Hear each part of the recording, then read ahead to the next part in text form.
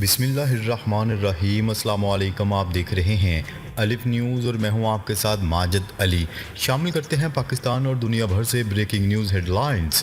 اسرائیل فلسطین کشیدگی، اقوام متحدہ کی سلامتی کونسل کا اجلاس بے نتیجہ ختم۔ اسرائیل فلسطین کی کشیدگی پر اقوام متحدہ کی سلامتی کونسل کا بند کمرہ ہنگامی اجلاس بغیر کسی نتیجے کے ختم ہو گیا۔ اجلاس میں کوئی قرارداد منظور نہ ہو سکی۔ غیر ملکی خبرساں ادارے کی رپورٹ کے مطابق غزہ کی صورتحال پر اقوام متحدہ کا اجلاس بے نتیجہ ختم ہو گیا۔ اجلاس میں نہ کوئی قرارداد پیش ہوئی اور نہ ہی کوئی مشترکہ بیان جاری کرنے پر اتفاق ہوا۔ رپورٹ کے مطابق دوران اجلاس چین نے سلامتی کونسل سے غزہ پر اسرائیل کا قبضہ ختم کروانے کا مطالبہ کیا۔ امریکہ نے سلامتی کونسل اجلاس میں اتفاق رائے نہ ہونے پر اظہار افسوس کیا۔ امریکہ کی جانب سے سلامتی کونسل اجلاس میں دیگر رکن ممالک پر زور دیا گیا کہ وہ حماس کی طرف سے اسرائیل پر کیے گئے حملوں کی مذمت کریں۔ تاہم امریکہ اور اسرائیل دباؤ کے باوجود کئی اراکین نے اسرائیل پر حملوں کی مذمت نہیں کی۔ اجلاس میں روس نے سلامتی کونسل کے دیگر رکن ملکوں سے اتفاق نہیں کیا۔ روسی سفیر نے اس موقع پر فوری جنگ بندی اور مذاکرات پر زور دیتے ہوئے کہا ہے کہ سلامتی کونسل فلسطین سے متعلق دہائیوں پہلے طے معاہدے پر عمل درآمد کرے۔ چینی سفیر نے اجلاس میں اپنا موقف پیش کرتے ہوئے کہا کہ یہ غیر معمولی بات ہے کہ سلامتی کونسل نے کچھ نہیں کیا، ورنہ عام شہریوں کے خلاف کیے گئے تمام حملوں کی مذمت کرتے ہیں۔ خبر کے اگلے حصے میں بات کرتے ہیں اسرائیلی فوج کو نئی پریشانی کا سامنا، میزائل اسٹاک کم پڑ گیا۔ حماس کے حملوں سے پریشان اسرائیلی فوج نئی مصیبت میں پھنس گئی۔ حماس کی جانب سے 3 اسرائیلی شہروں میں راکٹ حملوں کے بعد صہیونی فورسز کی جانب سے مکمل خاموشی اور جوابی کارروائی نہ کرنے کی وجہ سامنے آ گئی۔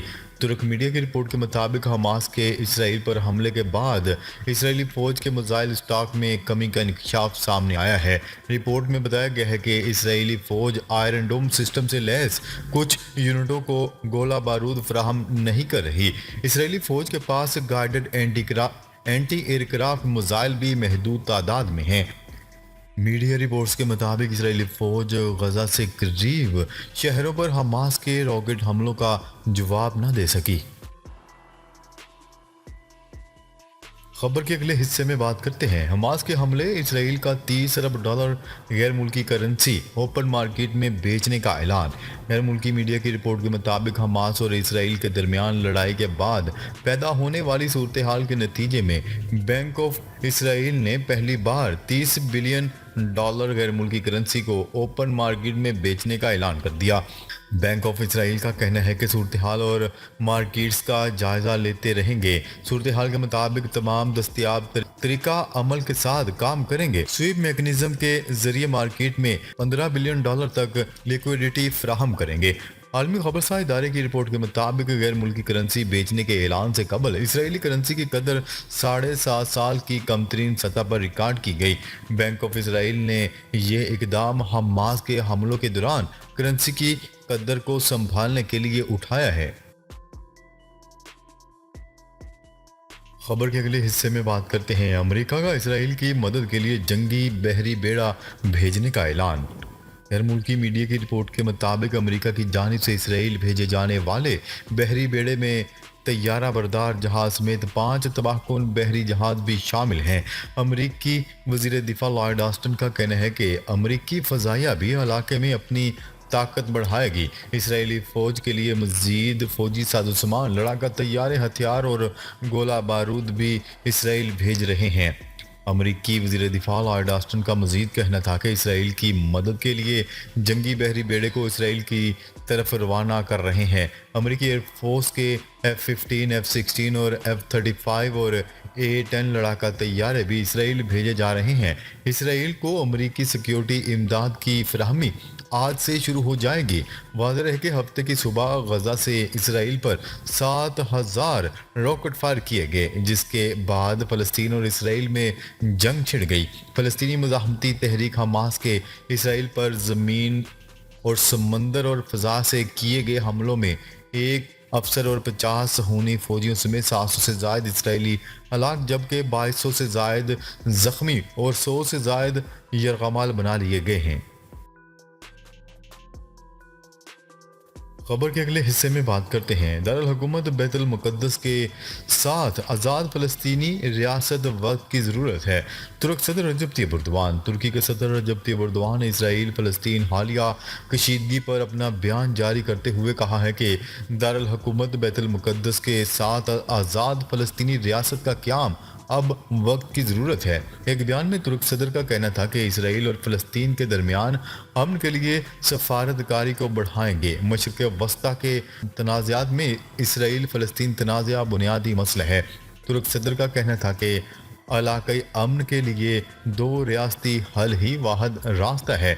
दारुल बैतुल मुक़द्दस के साथ आज़ाद फ़लस्तीनी रियासत का क़याम अब वक्त की अहम ज़रूरत है। खबर के अगले हिस्से में बात करते हैं। इसराइल पर हमलों में ईरान के मुलव्वस होने के शवाहिद नहीं मिले।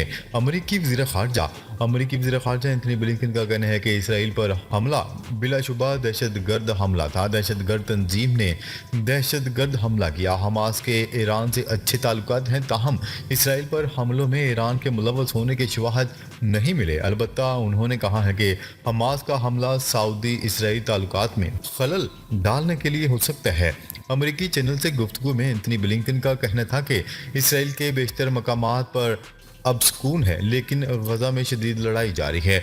उन्होंने कहा है कि अमेरिका इसराइल की मदद के दरख्वास्तों पर गौर कर रहा है। इसराइल के लिए नई फौजी इमदाद का ऐलान रात तक मुतवक्का है। इसराइल में मुतअद्दिद अमरीकियों की हलाकत की इतलात हैं, तस्दीक के लिए काम जारी है। वाज़ेह है कि इसराइल के 8 शहरों में अब भी इसराइली फौजियों और हमास के मुज़ाहमतकारों के दरमियान लड़ाई जारी है। खबर के अगले हिस्से में बात करते हैं। सऊदी अरब का गजा की पट्टी में जारहियत और पुरतशद्दुद कार्रवाइयाँ फौरी रोकने का मुतालबा।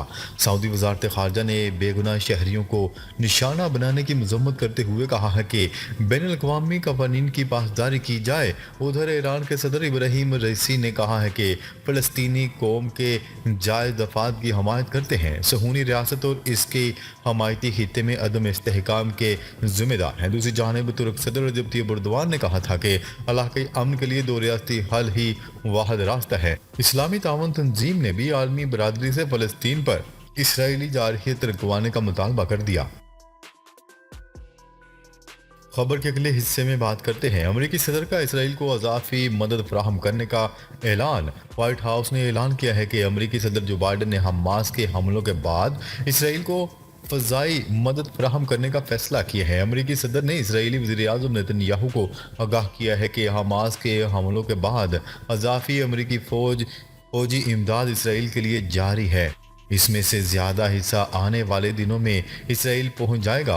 अमेरिकी ऐवान सदर ने एक बयान में कहा है कि जो बाइडन और नेतन्याहू ने इस बात को यकीनी बनाने के लिए मौजूदा कोशिशों पर भी तबादला ख्याल किया कि इसराइल के दुश्मनों को ये समझने से रोका जाए कि वो जमूद का फ़ायदा उठा सकते हैं या इसे इस्तेमाल कर सकते हैं। अमेरिकी वज़ीर दिफा लॉयड ऑस्टिन ने इतवार को कहा कि अमेरिका इसराइल के करीब तैयारा बरदार बहरी जहाज़ के स्ट्राइक ग्रुप को मुंतकिल कर रहा है। नाजरीन, अब तक के लिए इतना ही। मज़ीद खबरें लेकर बहुत जल्द आपकी खिदमत में हाजिर होंगे। तब तक के लिए अपना ख्याल रखिएगा। अल्लाह निगहबान।